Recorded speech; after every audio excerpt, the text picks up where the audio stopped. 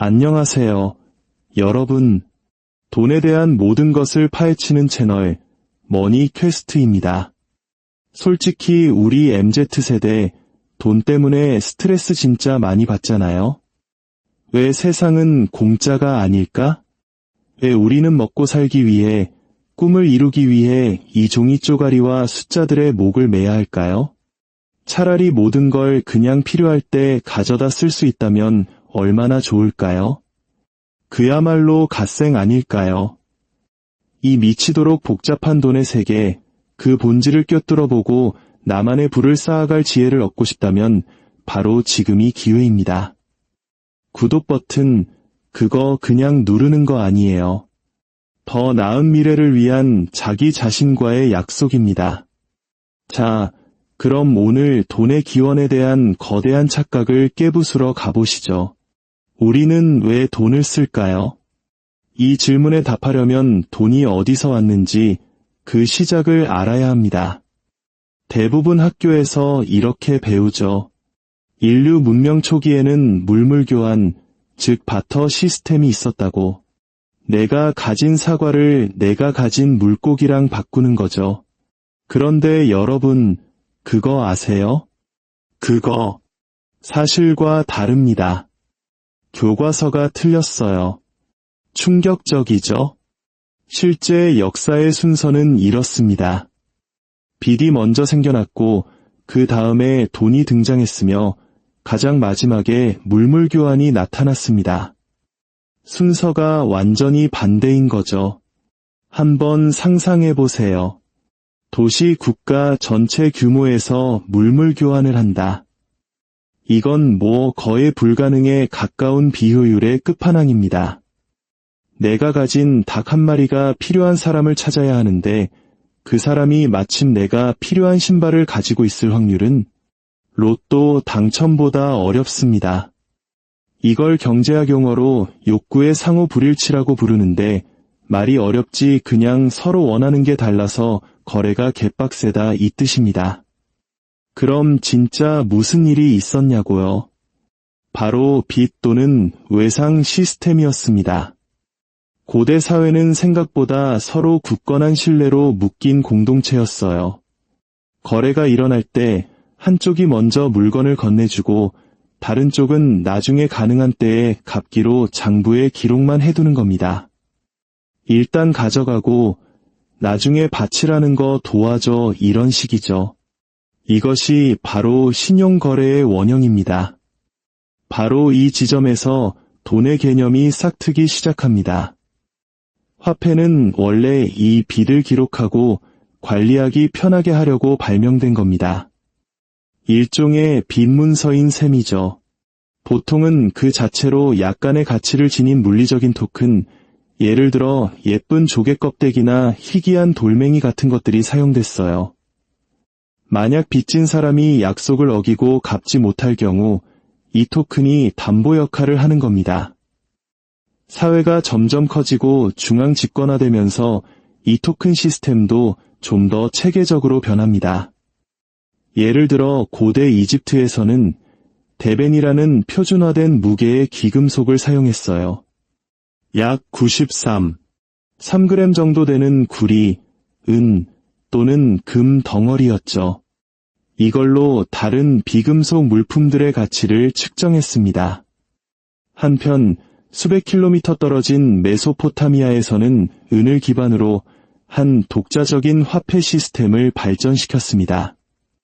수메르 기록을 보면 물건을 직접 교환하는 경우에도 거래 내역을 추적하기 위해 은 토큰을 사용했다는 걸 알 수 있어요.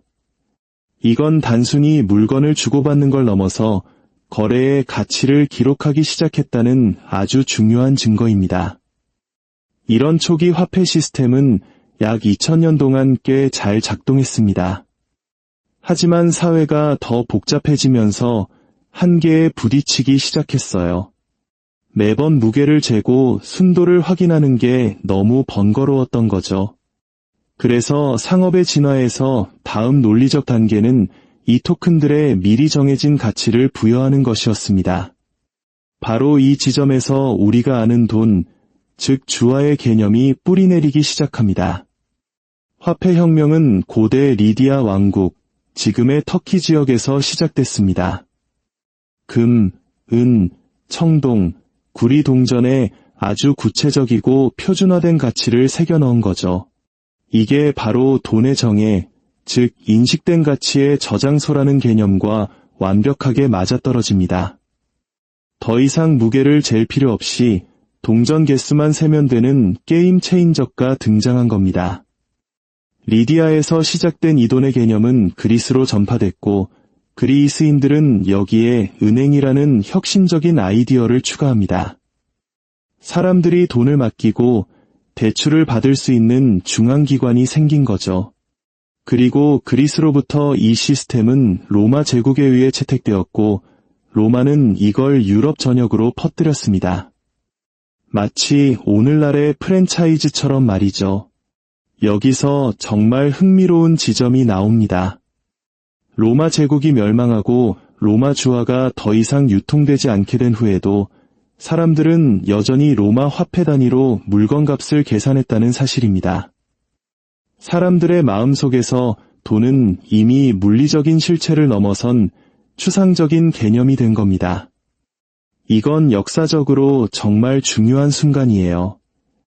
왜냐하면 오늘날 우리가 돈을 생각하는 방식을 형성하는데 큰 영향을 미쳤기 때문입니다. 파운드, 실링, 페니 같은 이 가상의 돈은 실물 없이 머릿속 개념으로만 존재하며 근대 초기까지 서유럽 전역에서 계속 사용되었습니다. 일상적인 거래 대부분이 이런 식으로 이루어졌어요. 실제 돈을 주고받는 대신 가치의 이전을 보여주는 계정 기록, 즉 장부만 남긴 거죠. 어떤 면에서 이건 현대의 디지털 금융, 우리가 쓰는 신용카드나 카카오페이와 다를 바가 없습니다. 숫자가 오고 갈 뿐 실제 지폐를 본 적은 거의 없잖아요. 자, 이야기의 다음 장은 훨씬 더 흥미진진해집니다. 이 단계에서는 종이화폐라는 다음 진화를 가져올 물리적 기록 시스템이 개발되어야 했습니다. 세계 최초로 지폐를 발명한 나라는 바로 중국이었습니다. 송나라 시대 경제학자들은 종이로 된 계약서 자체가 동전만큼이나 널리 사용되고 신뢰받고 있다는 사실을 발견했습니다. 그래서 이런 아이디어를 떠올리죠. 어차피 중요한 건 그걸 만드는 물건의 내재 가치가 아니라 사람들이 믿는 가치인데 차라리 종이로 화폐를 만들면 어떨까? 마침 그 시기에 활자 인쇄술이 발명되어 대량 인쇄가 쉬워진 것도 한몫했습니다. 몇 세기 후 유라시아 대륙 반대편에서는 십자군 전쟁이 한창이었습니다.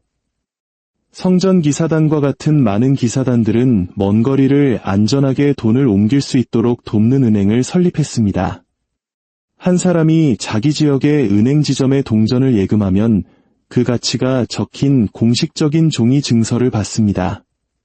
그리고 이 사람이 성지에 도착해서 그 증서를 은행 직원에게 보여주면 수수료를 제외한 동일한 가치의 동전으로 교환해주는 시스템이었죠. 이건 사실상 원조 국제 송금 서비스이자 현대 은행업의 초기 형태였습니다. 이 시스템은 이후 이탈리아의 상인 은행들에게 영향을 미쳤고 거기서부터 유럽 전체의 금융 지형을 혁명적으로 바꾸어 놓았습니다. 물론 돈의 가치가 그 원자재와는 독립적이라는 생각이 항상 종이 지폐로만 이어진 건 아닙니다. 어떤 사회에서는 꽤 충격적인 형태의 화폐가 사용되기도 했습니다.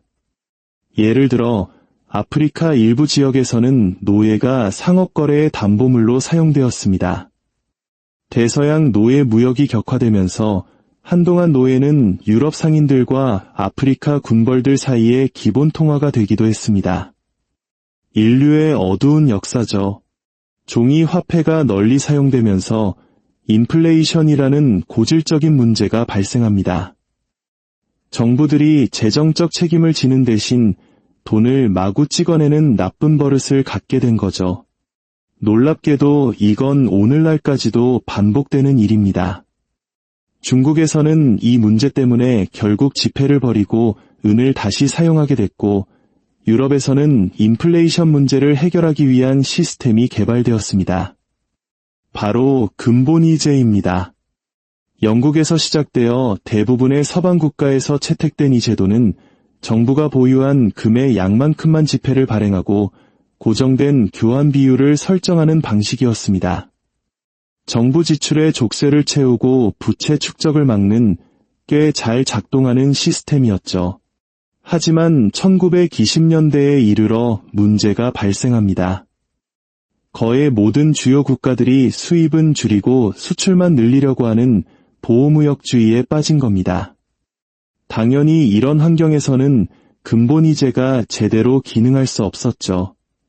결국 대공황과 두 차례의 세계대전을 거치며 근본이제는 붕괴합니다. 그 후 2차 세계대전이 끝나고 미국 달러를 금에 고정시키는 새로운 시스템, 즉 브레튼 우즈 체제가 도입되었지만 이 역시 27년 만에 붕괴하고 맙니다.